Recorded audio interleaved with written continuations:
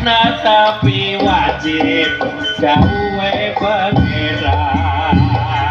sholat dadi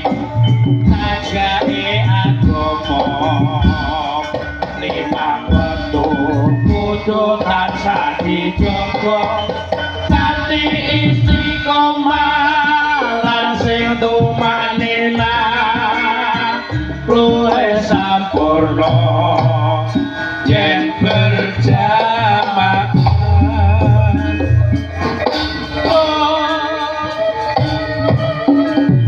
luhur lan asar sholat saya dingadoke tidak mungkar maghrib lan isya prayogane ditambah sholat sunahe Sembrono iku minta agama elingono ning donya mung sedhela sabar lan tawakal pasrah sing kuwasa yen kemareng besok munggah swarga.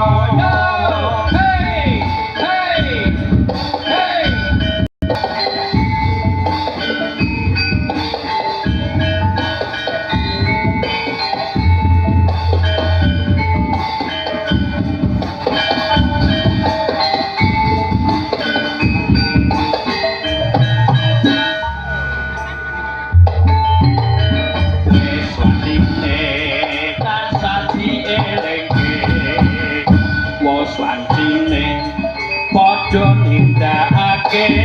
adan wos kumandang wayahe sembahyang netepi wajib gawe pangeran sholat dadi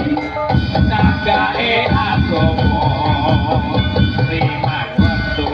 kudu tansah dijaga kanthi istiqomah lan sing tumanina luwih sampurna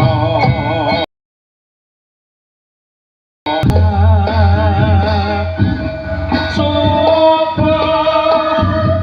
luhur lan asar sholat saya dingedoke tidak mungkar maghrib lan isya prayogane ditambah sholat sunahe Sembrono iku minta agama elingono ning donya mung sedhela sabar lan tawakal pasrah sing kuwasa yen kepareng besok munggah swarga.